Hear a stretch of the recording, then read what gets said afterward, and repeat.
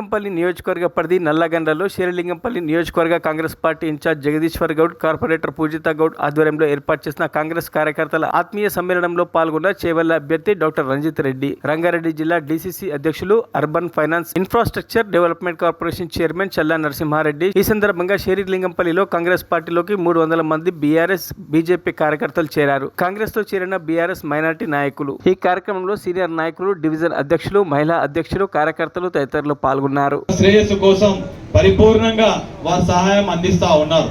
ఇలాంటి పరిస్థితుల్లో మరి మనకు ప్రతి 5 సంవత్సరాలకు ఎలక్షన్స్ వాతావరణం అనేటి నాయకులు మనకున్నటువంటి ఎంపీ అభ్యర్థి.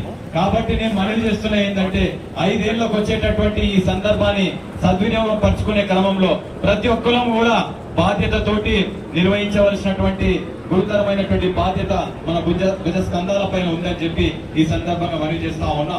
గాంధీ భవన్ నుంచి అయితేనేమి, డిసిసి ప్రెసిడెంట్ గారి తరఫు నుంచి అయితేనేమి, బూత్ లెవెల్ లో ఉన్నటువంటి బూత్ మేనేజ్మెంట్ కమిటీ మెంబర్స్ మాకు అప్పచెప్పాలని చెప్పి తరచూ మాకు ఫోన్లు చేస్తా ఉంటారు.